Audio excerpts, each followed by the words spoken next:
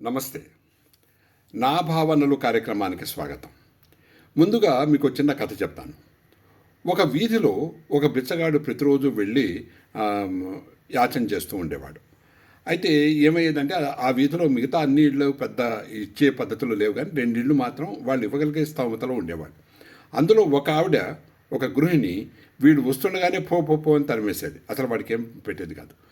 రెండో గృహిణి ఆవిడ ఉదార స్వభావం గలది. అందరినీ దృష్టిలో పెట్టుకుని, ఈ వచ్చే యాచకులను కూడా దృష్టిలో పెట్టుకుని కొంచెం ఎక్కువ వంట వండి అందరికీ కూడా, వచ్చిన వాళ్ళందరికీ పెడుతుండేది, వీడు కూడా పెడుతుండేది. ఇలా అవుతుండగా ఒకరోజు వాడు యాచనకి, మామూలు బిచ్చానికి ఆడుకోవటానికి వచ్చాడు. వచ్చినప్పుడు మొదట ఆవిడ ఎట్లాగో తరిమేసింది వస్తుండగానే. అయితే రెండో ఈవిడ దగ్గరికి వస్తే ఈవిడకి ఆ రోజు పనులు ఎక్కువైపోయి వంట కొంచెం లేట్ అవుతుంది. వీళ్ళనందరినీ దృష్టిలో పెట్టుకుని కూడా ఆవిడ వంట చేస్తాను. ఆ దృష్టిలో పెట్టుకుని ఆవిడ ఏమైందంటే, కాస్త ఆగునాయన, ఒక గంటన్నర తర్వాత రా, కొంచెం సమయం పట్టేటుంది అనేది. వంటకి సమయం పట్టేటుంది, గంటన్నర తర్వాత రా అంది.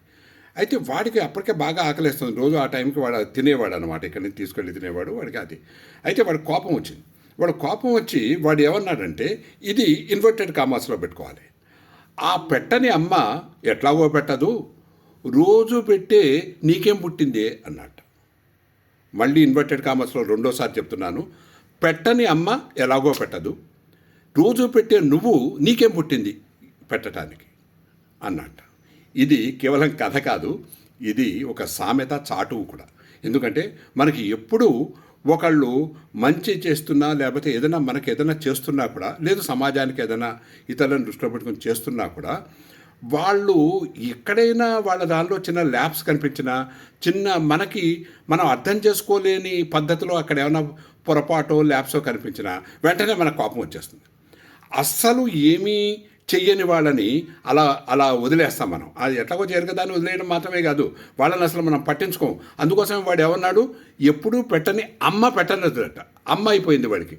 ఎప్పుడూ పెట్టని అమ్మ ఎలాగో పెట్టదట, ఎప్పుడూ పెట్టే దానివి నీకేం పుట్టింది అన్నట్టు. సో ఇది ఎందుకని నేను చెప్తున్నానంటే, మొన్న ఇప్పుడు ఉన్న యుద్ధ వాతావరణానికి సంబంధించిన విషయంలో పహల్గామ్ దాడికి తర్వాత స్పందించి భారత ప్రభుత్వము, సైనికులు అందరూ, అంటే సైనికుల సహాయంతో భారత ప్రభుత్వం ఎలాగైతే ఈ టెర్రరిస్టుల మీద దాడి చేస్తూ ఎంత చక్కగా విజయవంతంగా అంతా నిర్వహిస్తున్న సమయంలో, ఒకానొక సమయంలో ఏమిటంటే ఒక అధికార ప్రకటన వెలువడింది. ఏమిటంటే సీజ్ ఫైర్, తాత్కాలికంగా ఈ కాల్పుల్ని నిలిపివేస్తున్నాం అని. ఇక అనగానే చూసుకోండి, ఒక్కొక్కళ్ళు దీనిలో మన సోషల్ మీడియాలో, మామూలు వీటిల్లో, ఈ యూట్యూబ్ వాటిలో కానీ ఎక్కడైనా ప్రతి చోట్ల కూడా వాళ్ళ కామెంట్స్ ఇష్టం వచ్చినట్లు రెచ్చిపోతూ, చీచి ఏమిటిది అసలు అని, ఇంకా మొత్తానికి నాయకత్వాన్నే తిట్టడం. దీనికి ఈ మాత్రం దానికి నాయకత్వాన్నే తిట్టడం. ఒకడంటాడు, అందులో నేను చూశాను స్పెసిఫిక్గా, ఈ సంవత్సరము నేను ట్యాక్స్ కట్టను అంటున్నాడు వాడు. ఇది ఇక్కడ ఆపినందుకు కూడా ఈ సంవత్సరం వాడు ట్యాక్స్ కట్టట. అది పెట్టాడు మీడియాలో, దీనిలో కామెంట్స్లో, సోషల్ మీడియాలో, ఎక్కడో ఏదో ఒక యూట్యూబ్ దానిలో పెట్టిన దానిలో. అయితే అలా అంటాడు. ఇంకా ప్రతి వాళ్ళు వీళ్ళకన్నా పాత వాళ్ళే నయం, ఇదివరకు వాళ్ళే నయం, అది ఇది అంటూ ఇంకా ఇష్టం వచ్చినట్లు మాట్లాడటం, పెట్టడం మొదలెట్టారు. నిజానికి ఆలోచిస్తే ఆ సమయానికి ఉన్న మంచి ఊపు, మనం అందరం కూడా మనలో ఉన్న ఒక ఉత్సాహము, అవన్నీ చూస్తే ప్రతి వాళ్ళకే అనిపిస్తుంది. నాకు కూడా అనిపించింది ఒక్క క్షణం, అయ్యో ఏమిటిది ఆపేయడం ఏమిటి ఇంత పద్ధతిలో ఉన్నప్పుడు. కానీ ఒక్క విషయం ఆలోచిస్తే, మనము ఎవరికి వాళ్ళు, ఈ చెప్పేవాళ్ళందరూ కూడా 2 కేటగిరీల వాళ్ళు ఉన్నారు. ఒక కేటగిరీ వాళ్ళు పని కట్టుకుని ఈ మంచి జరుగుతుంటే వాళ్ళకి ఇష్టం ఉండదు. వాళ్ళు మంచి జరుగుతుంటే చూస్తూ ఎక్కడైనా సరే ఒక చిన్న లోపం కనిపిస్తే ఇంకా ఇట్లాంటి వాటితో రెచ్చిపోవటానికి సోషల్ మీడియాని వాడుకుంటూ, వాళ్ళకున్న సాధనాల్ని వాడుకుంటూ రెచ్చిపోతూ వాళ్ళు విమర్శించడానికి కొందరు ఉన్నారు. ఇక వాళ్ళు కొందరే. ఇక మిగిలిన ఎక్కువ భాగం ఇంట్లో కూర్చుని చక్కగా ఏమిటంటే వేయించిన జీడిపప్పులో ఏవో తింటూ, టీ తాగుతూ,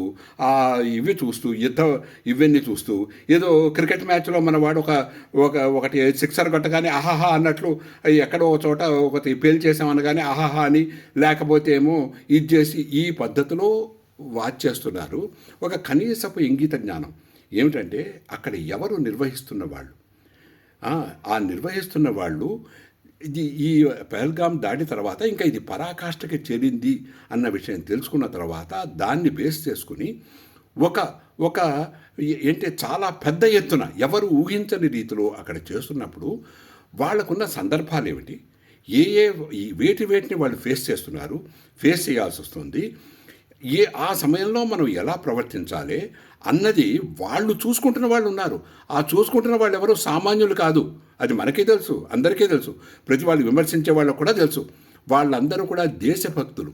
అంతేకాదు అది చూస్తున్న వాళ్ళందరూ కూడా ఈ విషయాన్నింటినీ కూడా ఇచ్చేస్తున్న నాయకులు కానీ, లేకపోతే అధికారులు కానీ, లేకపోతే జవాన్లు కానీ, దానికి సంబంధించిన అధికారులు కానీ అందరూ కూడా దేశభక్తులు, విపరీతమైన ఇది కలిగిన వాళ్ళు, మంచి ప్రావీణ్యత కలిగిన వాళ్ళు వాళ్ళ విషయాల్లో. వాటిని ఒక టీం వర్క్ కింద వాళ్ళందరూ ఆలోచించి ఆ నిర్ణయాలు తీసుకోవడం జరుగుతుంది.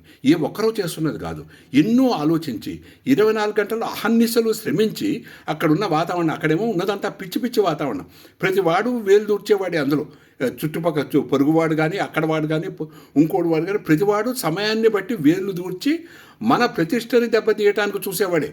పైకి ఇదేదో టెర్రరిజం అని వాళ్ళని అంటున్నా కూడా మన ప్రతిష్టను దెబ్బతీయటానికి చూస్తున్న గుంట నక్కలన్నీ ఉన్నాయి చుట్టుపక్కల, వాళ్ళ ట్రిక్స్ ప్రయోగిస్తున్నారు. అటువంటి సందర్భంలో ఎలా జాగ్రత్తగా మనము దీని నుంచి, అంటే దీన్ని వదలకుండా కంటిన్యూ చేస్తూ, తాత్కాలికంగా అని కూడా అన్నారు అప్పుడు, మళ్ళీ ఆ తర్వాత కూడా మొదలైనవి మీరు చూస్తూనే ఉన్నారు. కానీ ఆ తాత్కాలికంగా అన్నప్పుడు, ఆ తర్వాత అన్నప్పుడు కొంతమంది దీన్ని ఆసరాగా తీసుకుని ఇంకా రెచ్చిపోవడం మొదలెడుతున్నారు. అసలు ఏమన్నా అర్థం ఉందా మీకు? అక్కడ ఉన్నవారు మీద నమ్మకం ఉంచి ప్రజలందరూ కూడా వాళ్ళు ఎలాంటి వారో తెలుసు.